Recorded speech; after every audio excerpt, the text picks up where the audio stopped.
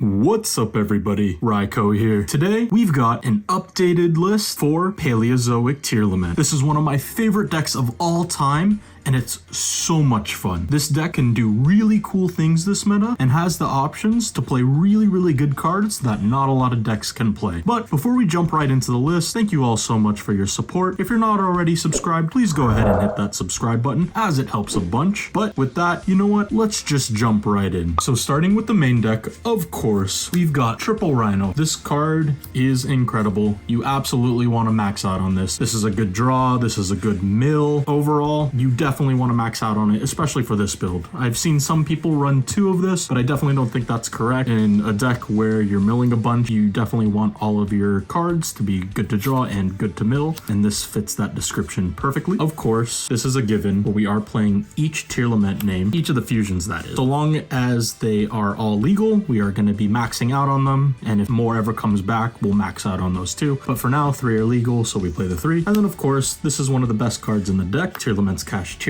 This is how you're going to be milling a bunch, and there are ways to recycle tier cash, which we'll get into later. But overall, this Tearlament package is very good for the deck, and I wouldn't change around the ratios for the Tearlament monsters at all. They're all necessary and play an important part. Moving on, we do play the 1 Mothman and the 1 Nessie. It's good to have these because they help you cycle through your deck a bit more. Also, there are certain cards where you want to have a good discard. Having something like a Mothman or a Nessie to be able to discard is very powerful. Plus, these help contribute to the attributes needed for fusion summons. So these are both dark, which is good. This is a dark aqua, which can help you make Garura. It's an aqua, so it can help you make Kaleido. And then this is how you usually make Mud Dragon if you mill. And then because we are playing the Paleozoic version, we are playing the 1 Backjack. Backjack is very good. You don't really want to max out on him because it's not really the best draw in the world, and we really want all of the cards in our hand to be doing something really relevant. So we don't really want to max out at him, but this is still a great card to mill. And at worst, it is a dark monster. Let's say if you don't hit any traps off the top of your deck and there's not really a good mill target, you can just go ahead and fuse this away. But something else that's cool with Backjack is you can mill it, hit it, use its effect, and then if you don't hit any traps, you can just stack a Tearlament card on top and use the effect of Backjack, and then you'll mill essentially the top card of the deck and get a guaranteed trigger. Very good, but again, you don't really want to max out on this. There's not really too much space in this deck, so we want to minimize unnecessary cards when we can and maximize the cards that are both good to draw. And then one of the newest additions to the deck is Magic Kaleido Soul. This card is absolutely absurd. It's an aqua, so it helps you make Kaleido Heart, and it gives you a level 2 body that allows you to XYZ summon on your opponent's turn, which is really powerful as well. This isn't the worst thing to draw because its effect when you special summon a monster from a trap effect, which the Paleos trigger this if you didn't know. This can special from either grave or hand, but it's banished when it leaves the field. But if you XYZ with it, of course, it's going to fall back to the grave. And again, because it's an aqua, it's really good to make Kaleido Heart with if you're not really special summoning traps. We are playing the 1 Planet. It's a fantastic card to draw. However, it's absolutely horrible to mill, and we want all of our mills to be as consistent as possible and as powerful as possible. So again, we're looking for cards that are good to draw, good to mill. This is horrible to mill, but great to draw, which is why we are playing it at 1. Was thinking about bumping it up to 2, but again, it can just make your mills a lot worse. So playing 1 is just right. Continuing with the Tearlament cards, we've got Triple Scream. This card is really good in this deck because getting a mill 3 on every turn does come up quite often. Plus, the Tearlament traps in this build specifically, because we are playing the Paleo build, are very crucial to have. So we want to see it as much as possible, so we max out on this, so we are more likely to mill it and see one of our Tearlament traps. Continuing with, we've got 2 Grief. This card is absolutely absurd, and although some people only play 1, I do recommend playing 2 for this build in particular. Not only is it a starter, it's also an extender, but this can also help you recoup some of your resources. So Kaleido Heart can't be used for fusion material, so if it hits the graveyard, it's usually very hard to get back. However, Grief, if you didn't know, can actually summon the Tearlament Kaleido Heart from the graveyard and either send it away to trigger Kaleido Heart's effect or send away something else. So being able to reborn something or essentially mill something from your deck to the grave, it comes up quite often, and having 2 is just very nice. Also, there are times where you will be banishing Tearlament Tearlament traps because of Tear Cache. So this is a good way to recycle it as well. So if you mill this, you're a little more likely to add back your banished trap. And then for the Tearlament traps, we've got Triple Soul. This card is amazing. I would not play any less in this build specifically because when you mill it, it searches any tier monster. It's also just a normal trap that you can flip up at any time to trigger your Paleos, because the Paleos don't need a regular trap to chain to float back. They can be chained to any trap. So even if you don't have a Tearlament monster, you can just flip this up and trigger one of your Paleos and go from there. Yeah, you definitely want to max out on this in this build. And then of course we are also playing the one Meta Noise. Meta Noise is especially good in this deck because it guarantees Ascend. Plus it's just another name to search if you start with a Solic and mill a Scream. Being able to have that diversity in your trap cards is very powerful. It also gives you diversity and more likelihood of resolving Grief to add back a trap from the banish. So this is a really good ratio with the traps for this deck, and I wouldn't really change these at all. Maybe you can consider main decking the counter trap, but that card is not good going second. So overall, these traps are just fine. And then continuing with the trap cards, we've got Triple Morella. This card is fantastic in this deck. Being able to just send any trap, or you can send your Tearlament traps, so you can send a Meta Noise or a Soli to either get a search or an add back from the grave. You can also dump rollbacks, which is very good. Yeah, overall this card is very solid. You want to max out on it. And then we are also playing the Triple Dinomischus.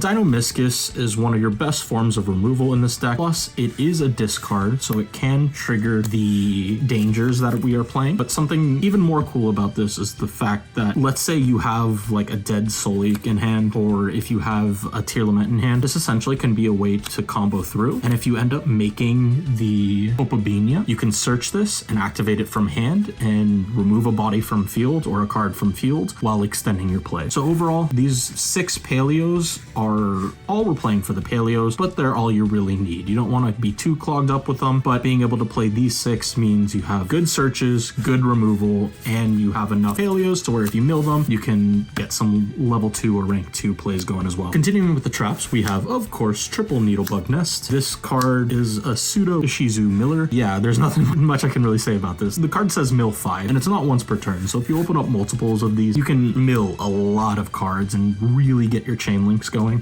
This card is just really good. Usually you can side one out going second. However, being able to max out on 3 in the main deck, and especially for when you're going first, it's just too many pluses can come off this card. This is one of the heart and souls of this deck. And then what I would argue is one of the best cards in the deck, of course, we are playing the Triple Daruma Karma Cannon. This card is fantastic going first or second, being able to book everything. It's non-targeting, plus it'll send non-targeting all face-up monsters your opponent controls when this resolves. It also sends your monsters, but that's usually not the biggest deal. The important part of this is the fact that when you're going first, this can essentially buy you another turn and get rid of problematic monsters by flipping them face down. Or if you're going second, it can just crack boards, especially going into a Snake Eye deck, into a Snake Eye board. If you can bait out their one Omni Negate and then flip Karma Cannon, it's usually very hard for them to come back from that, especially since they go through so many resources turn 1. Continuing with the traps, we have 2 Rise to Full Height. You could play 3 of this, but 2 is honestly just fine. We are playing a 40 card deck, so the odds of you seeing this, whether it be from drawing or milling it, is already pretty high. And you only really need to see 1, because unlike the pure Paleo deck, this deck can OTK on the crackback very easily, because it can put up a lot of bodies with the Tearlament cards and make those bodies very big as well. So overall, you don't really need more than 2, especially since it doesn't really offer you anything useful. You go first or second, other than just that protection. And then we are playing 2 rollback. We're not playing 3 because this card is absolutely horrible to draw. There are ways to discard it. We are playing the dangers. We're playing the Dinomischus to where we can pitch this. However, we essentially just want to mill this or dump this. So yeah, 2 is perfect. Playing 1 is a little risky because if you draw it, there's nothing left to mill, or there's no more rollbacks to mill. If you mill it and use it, sometimes having that second one does come up, because you can use it defensively and offensively. So overall, 2 is the perfect number for this deck. And then the last card we are playing is 1 Vivid Tail. This is more or less a flex spot, but I think it's very good in this deck because this is essentially how you'll be recycling your Tear Cache. You can go Tear Cache to summon, effect to mill 3. If this is set and they try and imperm this, you can just bounce this back and resolve that mill. Or let's say this is in the graveyard, you can also bounce this back after milling it by banishing the Vivid Tail from the grave. So overall, it's a very, very good card for the grind game. You only need to play it at 1 because it's 2 effects in 1 card. It has its bounce back effect from activating it from the field and then a bounce back from the grave. So there's a lot of value with this 1 card. You don't really need to max out on more than this. And that is the main deck. Moving on to the extra deck. For the links, we have 1 IP Masquerena, 1 Barricade Board Blocker, 1 Sprint, and 1 SP Little Knight. These are the most important links for this deck. IP is usually what you're ending on with another body. It may not seem like a lot, but with all of your traps backing it up and the Tearlament effects floating as well, it's actually very, very good to end on this. You can either go into a Little Knight or you can IP into a Sprint to dump a Merly as well. We are playing Barricade Board Blocker because sometimes, like I said with the rollback, there are cards that you just don't want to draw, but if you do draw them, you want to be able to have a way to just put them into the grave. This is one of the best ways to do that. Not only can you put essentially any card from your hand into the grave, but it also has that little effect to where you can add back a continuous or field spell. So let's say you mill off your planet and it's your only planet, you can use Barricade Board Blocker and add it back in the end phase. It's very, very good. I do recommend testing this out if you're not already. It's also a dark, so it helps with fusions. Sprite Sprint, dumping Merly is very, very powerful, and we are playing Scattershot in the side deck, so we need something for time going first. Yeah, overall, it's very, very powerful, very good. Something you can go into off IP or just on your own turn, just making that. You can also dump the Magical Idol Soul off of Sprite Sprint now, so that'll give you more flexibility in your options with this card, and that's exactly what you want with this deck. You just want flexibility and as many options as possible to be able to have a good toolbox to beat your opponent. And then we're playing the 1 SP Little Knight because it's Little Knight. It's just, I don't really need to go too much into that because we all know how good that card is. For the fusions, we only have 5, so we are playing the 1 Mud Dragon, 1 Garura, and 1 Dracostapelia. These are pretty much a given. You can argue to cut Garura, and if you weren't playing the danger package, you could cut Garura, but there are times where you'll have a tier in hand or you'll mill 2 tier names, and being able to make Garura would be your only option for a fusion summon, so it does come up in that sense. Plus, being able to just give you a fusion to link off with that also gives you a draw and replaces itself. It's very, very good. I still enjoy playing this card, plus the double damage does come up with closing out games as well. Dracostapelia, just a good way to recycle your fusions, and it's just overall one of the easier cards to make. And then the other fusions we are playing are 2 Kaleido Heart. Now, some of you might be a little confused about this, but because we are playing the Paleozoic version, we are trying to get more into a grind game, and sometimes when you're playing Kaleido Heart and you're ending on Kaleido Heart, sometimes you need to pop it with Planet or send it with Grief, and if it gets Bestial, kind of out of luck there. So being able to have 2 does come up actually quite often, and because we are playing more Aqua targets as well, making multiples of these is much easier than before. So overall, 2 is very, very solid for this list. I wouldn't recommend playing any less. And that's the fusion. Now for the XYZs, which is the rest of the extra deck, we've got 1 Opabina, of course. This is how you're going to be searching your Paleozoic traps on turn 3 usually, or if you have a good enough hand, maybe you can do it turn 1. But overall, again, you're usually making this to search removal or to search extension with Morella. Very solid. You don't really need to play more than 1. I don't play the other Paleozoic as well because, again, it's just not really needed, and this extra deck is rather tight as is, so just the 1 copy of Opabina is perfect. We are playing 1 Totally Awesome as well. This card is one of the best extra cards in the extra deck. It just does so much for this deck. Being able to make rank 2s easily is so nice with the Paleo card. Plus, this card just adds a bunch of value, being the fact that not only is it an Omni Negate, but after it hits the grave, you can add back any water. So you can add back Rhino Heart, you can add back Tear Cash, you can add this back, you can add back Spooky Dogwood, which is in the side deck. Just a lot of flexibility here. Also, one of the cool things is now that we're playing Magical Idol Soul, we can make a Toad on our opponent's turn if they threaten the battle phase. So overall, solid card. I highly recommend playing it. We are also playing the Bahamut Shark to go with the Totally Awesome. Normally, you're going to be making Bahamut Shark with either a Rhino Heart, 2 Rhino Heart, or a Rhino Heart and Mud Dragon. It's very good. Yes, there are ways to just make Toad by overlaying 2 level 2s, but being able to put 2 level 4 waters on the field to make Toad comes up quite often as well, and that's what you're usually ending on. We're also playing, of course, the 1 Downer, and then with the 1 Downer comes the Zeus. Yeah, these cards are excellent in Paleo builds, and especially since we're playing the Tearlament version, you can trigger your own effects off of this. So you can Zeus yourself after setting like a Soli, maybe a Meta Noise, maybe having a Tearlament on field, and trigger their effects while clearing your opponent's field. And then for the last card in the extra, we are playing the 1 Typhon. It's just a solid card overall, and if we're getting into grind games where it matters how many monsters you matter and each push matters, Typhon comes comes up quite often. And if this ends up getting cleared, you can actually fuse with this from the graveyard to make a mud dragon, essentially putting this back and allowing you to Typhon again if needed. And that's the extra deck. Overall, it's a very tight extra deck, but I think everything has its purpose and its place. So if there was anything to replace, I'm not quite sure what it would be, maybe a Typhon, but I'm really liking everything in the extra deck as is. Going into the side deck, of course this will vary depending on where you're playing this, depending on what your locals is playing, where you're going for a regionals, or if you're playing at a YCS. What I've been finding the most success with is as follows. We are of course playing the one scatter shot. We're playing a grindy deck, so we want to have something that'll give us that extra little win when it comes to the time rules. We're playing one Mudora. We're not playing the other shuffler because it can be a bit cloggy and they're just not good to draw, but the shufflers in and of itself are very, very powerful, so you still want to have access to at least one. And at worst, because we're milling so much with the needlebug nests or just the tier cache looping itself, you're more likely to see one than not. So overall, I'm really liking just siding one. It comes up, yeah, I would recommend, if you're not maining it, definitely siding it. Also playing triple Spooky Dogwood, as mentioned before. This is essentially another time card, but whatever game you're going into, if you have like 15, 20-ish minutes, you can still side this in because you are playing a grindy deck, so being able to drop this on your opponent when they're trying to full combo essentially means that you're going to be buying yourself another turn, which is very, very good for this deck and can come up. Plus, as mentioned before, this is a water, so you can add it back with Totally Awesome. So let's say you drop this, your opponent puts up a half board,